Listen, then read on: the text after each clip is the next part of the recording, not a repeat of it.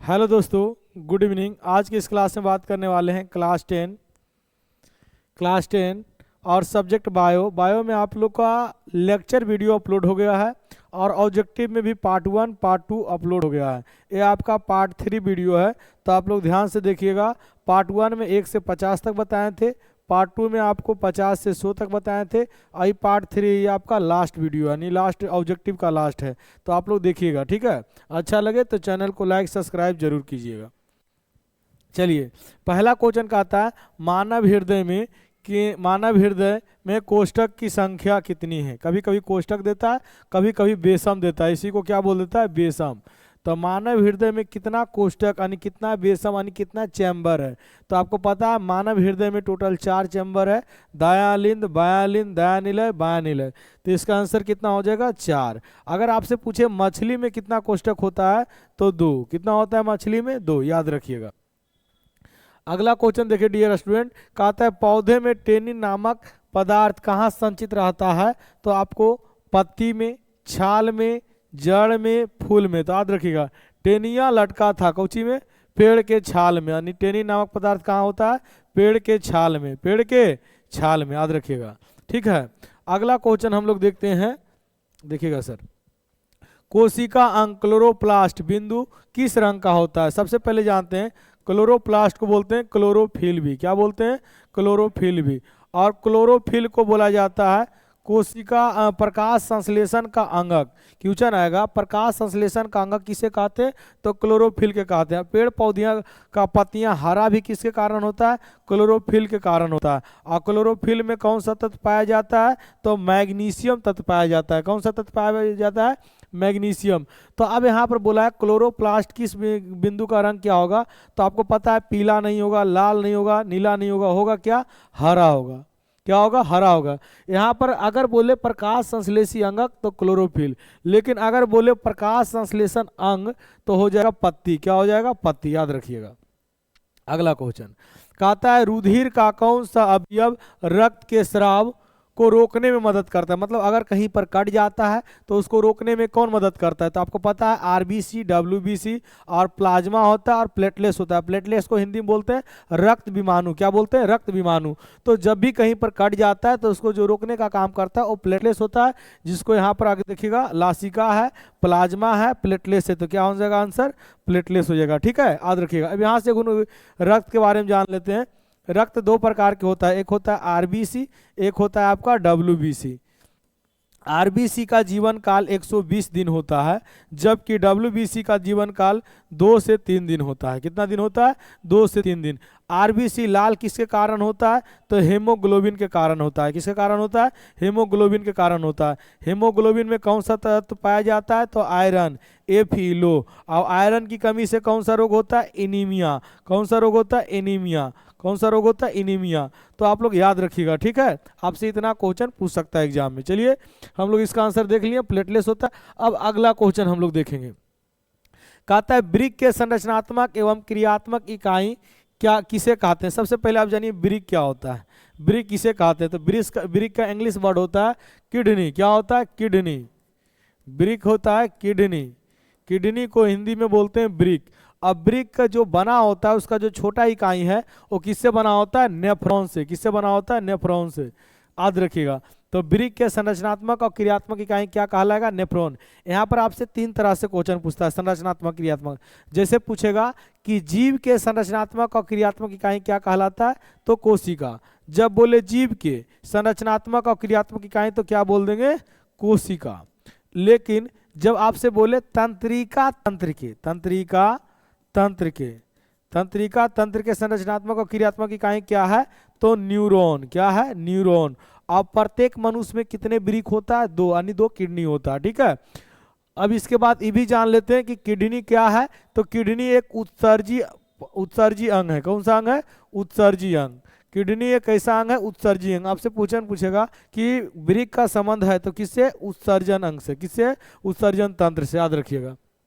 कोशिका, श्वसन अंग, नेफ्रॉन, रक्तचाप। तो आंसर क्या हो जाएगा, ऑप्शन सी, नेफ्रॉन हो जाएगा। अब अगला क्वेश्चन देखते हैं डियर स्टूडेंट। तो क्वेश्चन नंबर 106 का आ रहा है, लार किस ग्रंथि से निकलता है।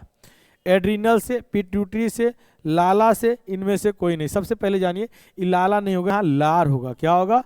लार। तो लार किस ग्रंथि से निकलता है? तो बोलेंगे लार ग्रंथि से। दूसरी बात, लार में कौन सा एंजाइम पाया जाता है? टाइलिन और लाइसोजाइम। टाइलिन और लाइसोजाइम। लार का क्या मदद काम है? तो लार का काम है कि भोजन को चिपचिपा बनाना और उससे निगलने में क्या होता है? आसानी होता है। ठीक है, तो आप जान लीजिए लार के बारे में। अब पूछेगा लार कितना जोड़ा पाया जाता है? तो 3 जोड़े लार ग्रंथि होती है। कितनी जोड़ी? 3 जोड़ी। और कहाँ पाया जाता है? मुख गुहा में। कहाँ पाया जाता है? मुख गुहा में। मुंह में जो खाली स्थान है उसे क्या बोलते हैं? मुख गुहा। अब अगला क्वेश्चन जानते हैं डियर स्टूडेंट। कहता है पाचन कार्य संपन्न होता है, मतलब पाचन कार्य जो है, अच्छा, पाचन कार्य जो है वो संपन्न होता है। तो पाचन कार्य में संपन्न लार द्वारा, एड्रिनल द्वारा, पिट्यूटरी द्वारा, जठर द्वारा। तो आपको पता है कि हम लोग का जो आमाशय है उसमें गैस्ट्रिक जूस बनता है जिसे हम जठर रस भी बोलते हैं। तो किसके द्वारा हो जाएगा? जठर रस के द्वारा। याद रखिएगा। अगला क्वेश्चन कहता है एक वयस्क मनुष्य में दांत, एक वयस्क मनुष्य में कितने दांत होते हैं? कितने दांत होते हैं? सबसे पहले जानते हैं दांत। तो दांत होता है जो 4 प्रकार के होता है। कितना प्रकार के होता है? 4 प्रकार के। रदनक, कतरनक, चवर्नक और अग्रचवर्नक। इंसाइजर, कैनिन, अमोलर और प्रीमोलर। अब बोलेगा कि मनुष्य में दूध वाला दांत कितना होता है? तो दूध वाला दांत होता है 20। कितना होता है? 20। अब बोलेगा वयस्क, वयस्क मतलब जब जवान हो जाता है तो उस कितना दांत होता है? तो वयस्क दांत बोलेगा तो आपका 32। यानी बोले मनुष्य के जीवन काल में कुल दांत कितना आता है? तो हम बोल सकते हैं कितना? 52। मनुष्य के जीवन काल में कुल दांत कितना आता है? 52। 20 गो दूध वाला और 32 गो आपका हो गया एडल्ट, यानी अब जब जवान होते हैं। तो टोटल आपका जीवन में कितना दांत आया? 52 दांत आया। अब यहाँ पर क्वेश्चन एक और बोलता है कि मनुष्य के जो ऊपरी परत है उसे हम क्या बोलते हैं? तो ऊपरी परत को बोलते हैं इनामेल और उसका आंतरिक परत को बोलते हैं डेंटाइन। तो दांत के सबसे ऊपरी परत को क्या बोलते हैं? दांत का इनामेल। और उसका आंतरिक परत को क्या बोलते हैं? इनामेल। क्या बोलते हैं? इनामेल। हमारा शरीर का सबसे कठोर भाग क्या है? तो दांत का इनामेल। अब इसमें क्वेश्चन का आता है 30, 32, 34, 28। बताइए क्या होगा? 32 हो जाएगा। याद रखिएगा। अगला क्वेश्चन कहता है कोशिका का पावर हाउस किसे कहते हैं? तो आपको पता है कोशिका के अंदर बहुत सारे रचनाएं हैं, बहुत सारे कोशिका अंग है। माइटोकॉन्ड्रिया है, लाइसोसोम है, गल्जी बॉडी है, वाइकल्स है ना, और बीच में होता है केंद्रस जिसको न्यूक्लियस बोलते हैं। तो कोशिका के अंदर जो ऊर्जा बनाने का काम करता है, जो श्वसन करने का काम करता है, वो माइटोकॉन्ड्रिया करता है। कौन करता है? माइटोकॉन्ड्रिया। और माइटोकॉन्ड्रिया के अंदर जो होता है क्रेक्स चक्र चलता है। क्रेक्स चक्र चलने के बाद ये 38 एटीपी का निर्माण करता है। और 38 एटीपी का निर्माण करता है तो एटीपी एक तरह का ऊर्जा है। यानी हम बोल सकते हैं कोशिका का ऊर्जा गिरी या कोशिका का पावर हाउस कौन है? तो माइटोकॉन्ड्रिया। ए माइटोकॉन्ड्रिया, बी एटीपी, सी नेफ्रॉन और डी ऑक्सी श्वसन। तो क्या हो जाएगा? एटीपी। क्या हो जाएगा? ATP, sorry mitochondria. क्या हो जाएगा? माइटोकॉन्ड्रिया। अगला क्वेश्चन, श्वसन के अंतिम उत्पाद है, मतलब श्वसन का अंतिम उत्पाद CO2 और H2O, H2 और ऊर्जा, और CO2 और ऊर्जा, CO2 H2 और ऊर्जा। तो बताइए क्या होगा इसका आंसर? तो इसका आंसर अगर आप लोग देखते हैं तो बताइएगा कमेंट करके। CO2 और H2 है। एक क्या है? H2 और ऊर्जा है। तो हमारा शरीर में जो है ये तीनों होता है, H2 और ऊर्जा, H2 और ऊर्जा, यानी पानी और ऊर्जा का निर्माण होता है। जैसे पानी जो होता है वो पेशाब के रूप में शरीर से बाहर आपका निकल जाता है, या आपको शरीर को कुछ पानी एब्सॉर्ब करता है। देखिए हमारा शरीर में अगर 0.5% पानी की कमी होता है, एक रोज और कम होता है तो हमें प्यास लगता है। अगर जिस दिन हमको 1 से 2% पानी का कमी होगा, राम नाम सत्य हो जाएगा, मतलब पार हो जाएंगे। तो हमारे शरीर में, और कोई भी अगर मनुष्य बोलेगा मानव के शरीर में कितना प्रतिशत जल होता है, तो 65% जल है। अगर कोई मनुष्य 100 kg के है तो उसमें में कितना जल है? 65 kg जल है। समझ गए? तो कोई भी मनुष्य है तो उसमें कितना जल होता है? 65 kg। अगर यानी कि 100 kg होगा तो, लेकिन अगर बोले कि मानव के शरीर में कितना जल पाया जाता है, कितना परसेंट, तो 65%। अगला क्वेश्चन कहता है लाल रक्त कणिकाओं को लाल कौन बनाता है? तांबे के यौगिक, लोहे के यौगिक, लवण के यौगिक, इनमें से सभी। इनमें से सभी। तो बताइए इसका आंसर क्या होगा। तो आपको पता है कि हम लोग का शरीर जो हेमोग्लोबिन है उसमें क्या पाया जाता है, आयरन। तो इसका आंसर क्या होगा, लोहे के यौगिक, लोहे के यौगिक। अगला क्वेश्चन देखिए डियर स्टूडेंट, कहता है मानव के वाहन तंत्र का घटक है। वाहन मतलब पूरे शरीर में जो यानी रक्त का परिवहन करता है। वृक्क है, त्वचा है, फेफड़ा है, इनमें से सभी, इनमें से सभी। तो क्या होगा इसका आंसर बताइए। मानव में वहन तंत्र के घटक कौन है, तो कौन हो जाएगा। देखिए वृक्क भी क्या करता है, पूरे शरीर में जो होता है, वृक्क है, त्वचा है, फेफड़ा है, तो क्या हो जाएगा, इनमें से सभी। अगला क्वेश्चन कहता है हरित लवक किस भाग में प्रकाश संश्लेषण की क्रिया होती है। भूरे भाग में, हरे भाग में, पीले भाग में, काले भाग में। तो हम बताएं पेड़ पौधा जो भी प्रकाश संश्लेषण करेगा वो हरा होगा। तो कौन सा भाग में होगा, हरा भाग में। रक्त में उपस्थित प्लेटलेट्स का के कारण होता है रक्त का बहाव। रक्त में थक्का, तो रक्त में थक्का होगा। अगला क्वेश्चन ग्रहणी किसका भाग है। तो आपको पता है कि छोटी आंत के 3 भाग है, यानी डेडूनम, इलियम और एक और भाग है। तो पहला भाग को बोलते हैं ग्रहणी। क्या बोलते हैं, ग्रहणी। तो इसका आंसर क्या है, मुगुहा है, छोटी आंत है, अमाशय है, बड़ी आंत है। तो इसका आंसर हो जाएगा छोटी आंत। क्या हो जाएगा, छोटी आंत। अब अगला क्वेश्चन देखते हैं डियर स्टूडेंट। तो कहता है ऑस्टोमेटा के खुलने और बंद होने की क्रिया को क्या कहते हैं। खुलने और बंद होने के क्रिया को नियंत्रित करता है द्वार कोशिका, चलनी कोशिका, साखी कोशिका, मूल रोम। तो इसमें जो करता है द्वार कोशिका। कौन करता है, द्वार कोशिका। और जब भी प्रकाश संश्लेषण होगा तो दिन में होगा, और दिन में ही जो द्वार कोशिका खुला होता है। अब जब रात होता है तो द्वार कोशिका बंद हो जाता है, और द्वार कोशिका बंद होगा तो प्रकाश संश्लेषण क्रिया नहीं होगा। अगला क्वेश्चन कौन सा एंजाइम वसा पर क्रिया करता है। Pepsin, trypsin, lipase, amylase. कौन करता है बताइएगा। तो आपका ये लाइपेज हो जाएगा। कौन हो जाएगा, लाइपेज। अगला क्वेश्चन किस प्रकार के श्वसन से अधिक ऊर्जा मुक्त होती है। तो आपको वायवीय है, ए और बी। देखिए यहाँ पर ऑप्शन हो गया है, बी वाला ऊपर चल गया, ठीक ना। ऑप्शन सी में ए और बी दोनों, ऑप्शन बी में वायवीय और डी इनमें से कोई नहीं। सबसे पहले जानिए वायवीय क्या होता है। तो वायवीय श्वसन वह श्वसन है जो ऑक्सीजन के उपस्थिति में होता है। अवायवीय श्वसन वह श्वसन है जो ऑक्सीजन के अनुपस्थिति, और वायवीय श्वसन में अधिक ऊर्जा बनता है और अवायवीय श्वसन में कम ऊर्जा बनता है। वायवीय श्वसन माइटोकॉन्ड्रिया में होता है, जबकि अवायवीय श्वसन कोशिका द्रव में होता है। वायवीय श्वसन में 38 एटीपी का निर्माण होता है और अवायवीय श्वसन में 3 एटीपी का निर्माण होता है। आ गया समझ में।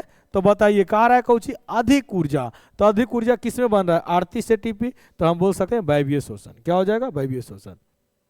हाइड्रा में क्या पाया जाता है, हाइड्रा में क्या पाया जाता है, मस्तिष्क, तंत्रिका तंत्र, मुख, स्पर्शक। क्या पाया जाता है। तो देखिए जो कली नमा रचना होता है, जैसे कोई एक हाइड्रा ही पौधा है तो इसमें ऐसे कली नहीं निकलता है, उसको बोलते हैं मुख। क्या बोलते हैं, मुख। क्या बोलते हैं, मुख। तो क्या पाया जाता है, मुख पाया जाता है, ठीक है। कुछ दिया है, स्पर्शक, मुकुल लिखाता है, यहाँ पर मुख लिखा हुआ है, मुकुल कहते हैं। हाइड्रा में जो कलिनियन संरचना निकलता है उसे मुकुल, या अगर यह स्पर्श कर रहा है तो इसको स्पर्शक ही बोल सकते हैं अगर बुक में दिया है तो। और हाइड्रा एक चीज और जान लीजिए, हाइड्रा एक बहुकोशिकीय जीव है। मतलब इसका जो शरीर बना हुआ है वो किससे बना हुआ है, बहुत सारे कोशिका से। एक क्वेश्चन और जान देंगे, हाइड्रा में जो जनन होता है वो मुकुलन द्वारा होता है।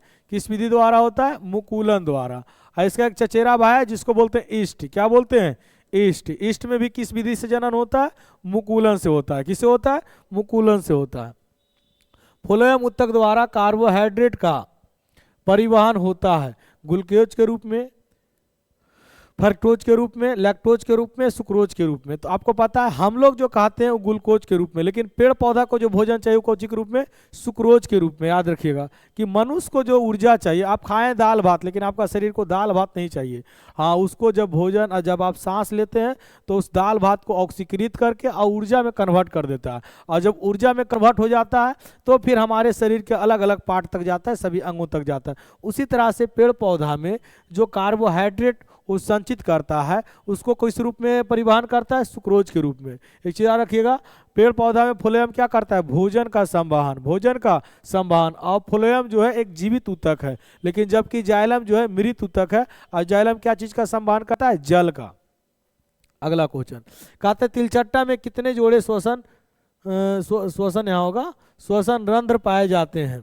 कहता है 2, 8, 10, 6, कितना पाया जाता है बताइए, कितना पाया जाता है बताइएगा आप लोग कमेंट में।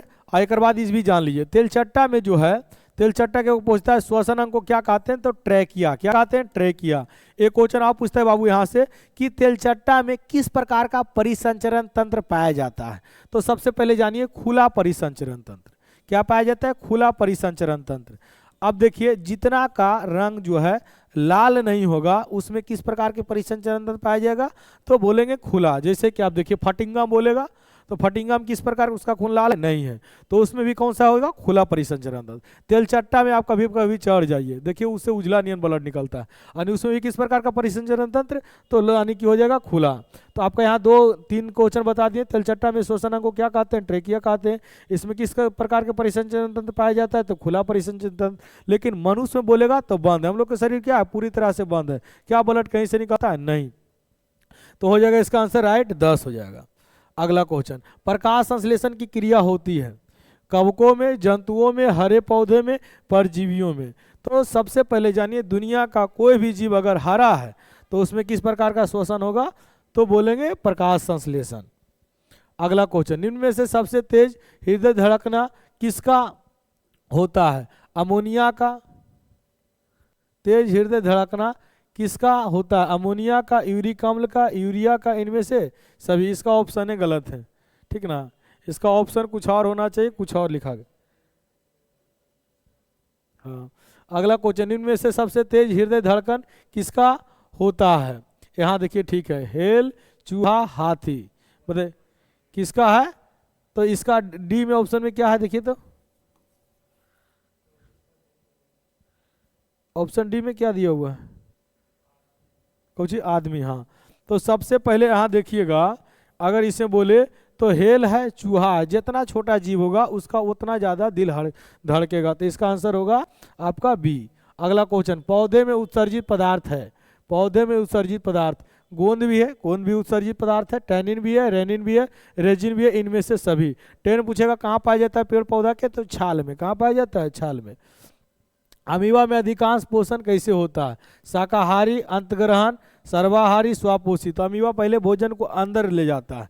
कल यानी कि एक क्वेश्चन आप पूछेगा, अमीबा जिससे भोजन पकड़ता है उसे हम क्या बोलते हैं, तो कूटपाद। क्या बोलते हैं, कूटपाद। अमीबा का आकार निश्चित नहीं होता है, किसके कारण, तो ये कूटपाद के कारण। कूटपाद बनने के बाद ये यानी क्या करता है, भोजन को ग्रहण करता है। लेक्चर में आप लोग देखिएगा बहुत अच्छा से चित्र के माध्यम से समझाए हैं कि किस तरह से अमीबा भोजन को पकड़ता है। जो नहीं देखे डिस्क्रिप्शन में लिंक दे देंगे, आप लोग जाके पहले लेक्चर देखिएगा, बहुत अच्छे से समझाएं चित्र के माध्यम से, ठीक है। तो अब यहाँ कह रहा है शाकाहारी, अंतग्रहण, तो क्या होगा, अंतग्रहण। क्या होगा, अंतग्रहण। अगला क्वेश्चन, रक्त क्या है, रक्त एक तरल संयोजी ऊतक है, तरल संयोजी ऊतक है, तो ऑप्शन हो जाएगा आपका ए। अगला क्वेश्चन, डायलिसिस मशीन द्वारा रक्त का शुद्धिकरण की प्रक्रिया कहलाती है। समझिए, जिसका आपका जो है किडनी खराब हो जाता है उसमें एक मशीन लगाया जाता है जिसे हम बोलते हैं डायलिसिस मशीन। ये क्या करता है, ये आपका पेशाब का फिल्टर करता है, समझ गए ना। तो कह रहा है, क्या कह रहा है,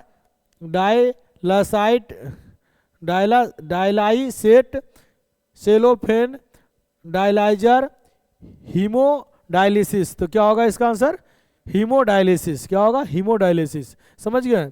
अगला क्वेश्चन, जिसका किडनी खराब रहता है उसमें इसका अवधि किया जाता है।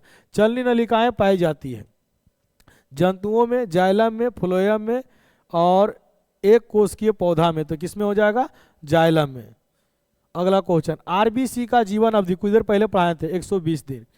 अगला क्वेश्चन, पौधे में भोजन किस रूप में जमा रहता है, कुछ देर पहले बताए थे, सुक्रोज या स्टार्च, सुक्रोज या स्टार्च, सुक्रोज या स्टार्च।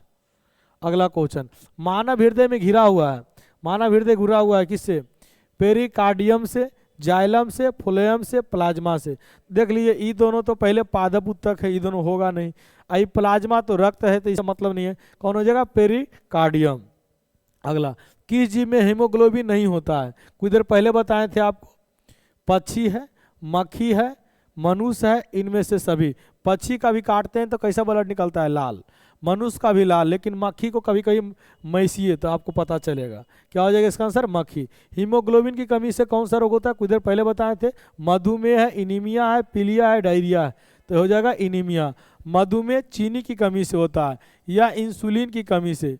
इंसुलिन का क्या काम है? इंसुलिन हमारे शरीर में चीनी का पाचन करता है, चीनी का पाचन करता है। एक क्वेश्चन और पूछता है कि आयोडीन की कमी से कौन सा रोग होता है? तो आयोडीन की कमी से घेंघा होता है। आयोडीन की कमी से क्या होता है? घेंघा। घेंघा गेवाइटर या गलकंड बोलते हैं इसे। अगला क्वेश्चन, ऑक्सीजन का वाहक कौन है? WBC, RBC, लासिका और इनमें से सभी। तो देखिए पहले आप जानिए कि WBC का वाहक RBC नहीं है, लेकिन RBC के अंदर कौन होता है? हीमोग्लोबिन। कौन होता है?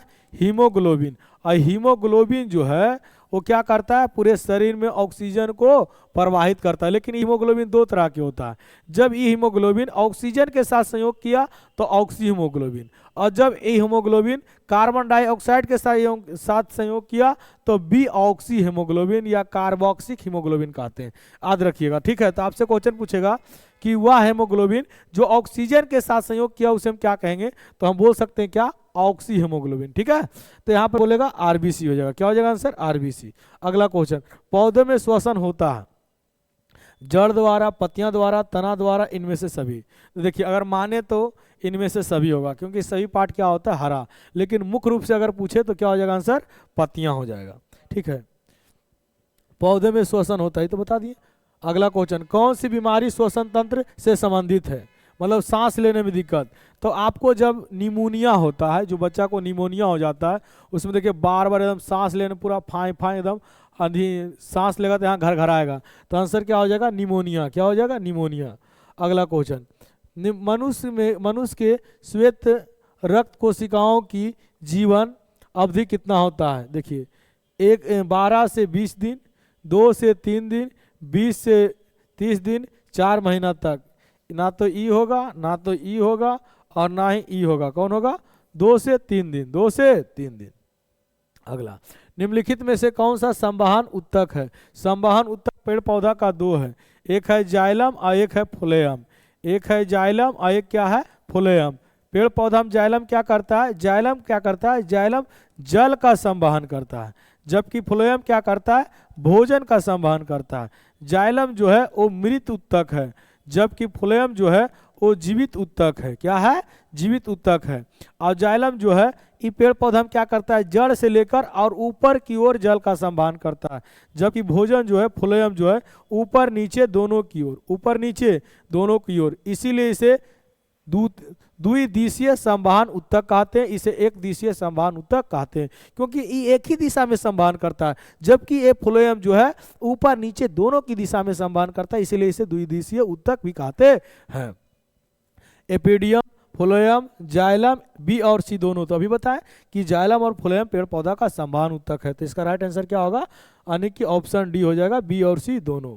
अगला, प्रोटोजोआ उत्सर्जित पदार्थ का निष्कासन कैसे करता है? प्रासरण से, विसरण से, अवशोषण से, निष्कासन से। देखिए पेड़ पौधा में पाचन भी विसरण से होता है और निष्कासन भी, अमीबा हो गया या पैरामीशियम हो गया या यूग्लिना हो गया, तो विसरण से पोषण भी करता है और विसरण से क्या करता है? शरीर से बाहर भी निकालता है। तो इसका राइट आंसर होगा विसरण। लेक्चर देखिएगा ना, पूरा आपको बताएं। मनुष्य के आहार नाल के अवशेषी अंग को क्या कहते हैं? यहाँ पर हम लोग को एक आहार नाल का अवशेषी अंग है जो आपको बेल्ट उट लगाने से क्या होता है? चत जाता है, जिसके कारण आपको एक ऑपरेशन होता है, उसको बोलते हैं अपेंडिक्स का ऑपरेशन। यहाँ पर जब चल जाएगा ना तो बार बार आपको दर्द महसूस होगा। ये हमारा पशुवृत्ति का पहचान है, क्योंकि आज से कुछ वर्ष पहले बोला जाता है कि मानव जो एक पशु की समान नहीं थी, तो पशु का जो अभी तक पूछ है हम लोग को नहीं है, तो वही यहाँ पर आहार नाल का शेष भाग में चता रहता है, जिसे हम क्या बोलते हैं? अपेंडिक्स। कोलन है, अपेंडिक्स है, सिकम है, रेक्टम है। तो क्या होगा आंसर? अपेंडिक्स। ये अवशेषी अंग है, इसका कोई कार्य हमारे जीवन में नहीं रहता। निम्नांकित में से कौन ट्रिप्सिन एंजाइम का कार्य है? वसा का पाचन, कार्बोहाइड्रेट का पाचन, प्रोटीन का पाचन। जान लीजिए ये क्या करता है, प्रोटीन का पाचन। जो ट्रिप्सिन है प्रोटीन को पेप्टोन में बदलता है। दूसरी बात, हमारे शरीर में दूध का पाचन कौन करता है, तो दूध का पाचन करता है रेनिन। कौन करता है, रेनिन। इसीलिए जब बच्चा जन्म लेता है तो गौर कीजिएगा, उसको जब खिलाते होंगे तो थोड़ा देर के बाद पलट देता है। कौन सी पलटता है, दही।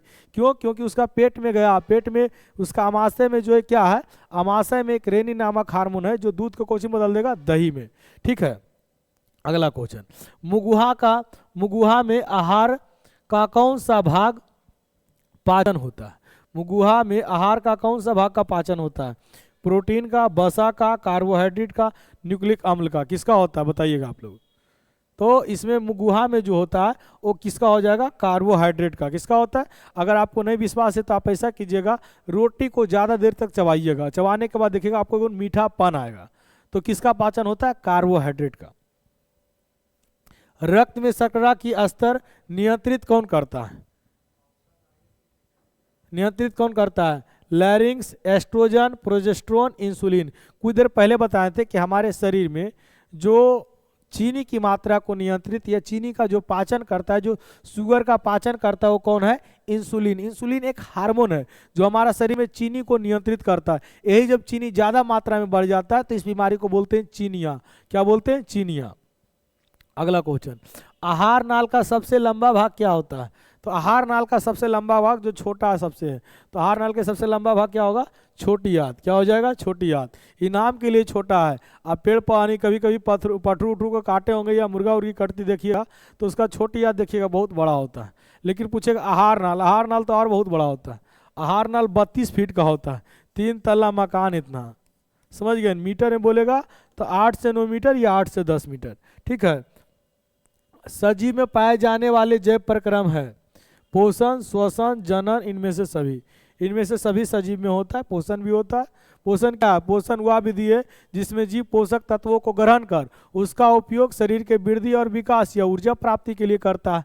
श्वसन क्या है, श्वसन वह प्रक्रिया है जिसमें जीव वातावरण से ऑक्सीजन को ग्रहण कर और भोजन को ऑक्सीकृत करता है, भोजन को ऑक्सीकृत करता है और उसे अपने शरीर योग भोजन में बदलकर या ग्लूकोज में बदलकर पूरे शरीर में क्या करता है, संवहन करता है और उसी के फलस्वरूप में कार्बन डाइऑक्साइड शरीर से बाहर निकलता है। ठीक है, और जनन, जनन वह प्रक्रिया है जिसमें जीव अपने जैसे संतान की उत्पत्ति करता है।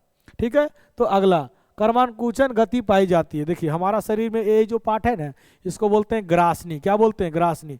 यहाँ से जो भोजन आमाशय तक पहुँचता है, यहाँ पर पाचन नहीं होता है, यहाँ पर धीरे धीरे जाता है। अब सवाल है, जैसे आप देखिए छत पर देखे ना, तो छत पर से पानी गिरता है, अगर डायरेक्ट गिरता है तो हद करता है, लेकिन कोई पैप पोजिशन लगा दिए जिसमें एकदम धीरे धीरे ऊपर गिरेगा और नीचे नहीं बंद होते जाएगा, जैसे जैसे गिरेगा। जैसे समझिए ये है ना, तो इसमें जैसे अंदर भोजन गया तो ये दोनों सट जाएगा, भोजन नीचे चल जाएगा। ऐसा क्यों है, अगर ऐसा नहीं रहता और कोई आदमी को उठा के पलट देता तो सब हर्रा के क्या होता, मुंह दिया गिर जाता, जितना खाया था सब निकाल देता। समझ गए, इसीलिए हमारे शरीर में जो ग्रासनी में भोजन जाता है वो कर्मानुकुचन जाता है, मतलब गया और फिर बंद हो गया। कभी पटरू उठरू के काटे होंगे तो उसमें देखिएगा, उसको जब ढकेलते हैं तो नीचे क्या होते जाता है, बंद होते जाता है।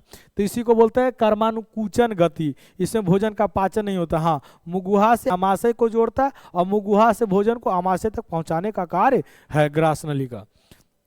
कोलोन है, छोटी आंत है, ग्रासनली है, अग्नाशय है, तो आंसर क्या होगा, ग्रासनली। क्लोरोफिल वर्ण का रंग होता है लाल, नीला, हरा, पीला। आपको शुरू में बताएं क्लोरोफिल, तो क्लोरोफिल क्या होगा, हरा होगा। और क्लोरोफिल क्या है, प्रकाश संश्लेषी अंगक है, लेकिन पत्ती क्या है, प्रकाश संश्लेषी अंग है। अगला क्वेश्चन, रक्त में कौन सा अवयव रक्तस्राव को रोकने के में मदद करता है। कई बार क्वेश्चन पूछा है, लासिका है, प्लाज्मा है, प्लेटलेट्स है। मतलब कहीं कट जाते हैं उसको रोकने का काम कौन करता है, प्लेटलेट्स। इसको हिंदी में बोलते हैं रक्त विमाणु। अगला क्वेश्चन, समान अनुस्थीलन रक्त का दाब कितना होता है। एक अनुस्थीलन होता है और एक होता है डायस्थीलन। तो बताइए, एक 10 है, 120 है, 80 है और 130 है, कितना होगा इसका आंसर। तो आप लोग बताइएगा, तो 120 होगा। कितना होगा, 120। ठीक है, देखिए अनुस्थीलन क्या है, आप चाहते हैं ना जो ब्लड प्रेशर मापते हैं उसी को बोलते हैं, इंग्लिश में बोलता है सिस्टोलिक और डायस्टोलिक। समझ गए ना, सिस्टोलिक और डायस्टोलिक, मतलब एक 80 होता है, एक कितना होता है, 120 होता है। निम्नलिखित में से कौन सा एक अपघटक है, गोलकृमि, शैवाल, अमरबेल, जीवाणु। तो अपघटक किसे कहते हैं? जो जीव जंतुओं को क्या करता है, यानी जो जीव जंतुओं को क्या करता है, यानी कि अपघटक है ना। तो मृत जीवी जिसमें पोषण होगा उसे अपघटक कहेंगे। तो आंसर हो जाएगा डी, जीवाणु। क्या हो जाएगा? कुछ इधर है, अमरबेल। निम्नलिखित में से कौन सा अपघटक है? फोन किसका है देखिए तो। इसका आंसर जीवाणु ही होगा। ये सब परजीवी है। कोशिका झिल्ली किस प्रकार की झिल्ली पाई जाती है? परागमय, अर्धपरागमय। देखिए समझिए, हाँ दो प्रकार के होता है, एक पेड़ पौधा में होता है और एक होता है, एक पेड़ पौधा हो गया और पेड़ पौधा, एक हो गया जंतु। तो जंतु में जो होता है वो कोशिका झिल्ली होता है, जबकि पेड़ पौधा में जो होता है वो इसके ऊपर एक और झिल्ली होता है जिसको बोलते हैं कोशिका भित्ति।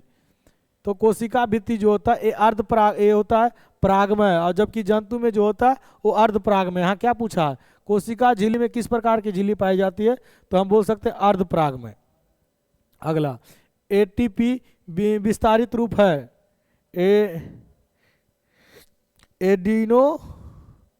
Adenosine triphosphate. ऑप्शन हो जाएगा सी। प्रकाश संश्लेषण की दर निम्नलिखित में से किन कारणों पर निर्भर रहती है? किन कारणों पर निर्भर रहती है? तो कहता है प्रकाश की गुणों पर, प्रकाश की मात्रा पर, ए और बी दोनों। ए और बी दोनों, तो ए और बी दोनों हो जाएगा।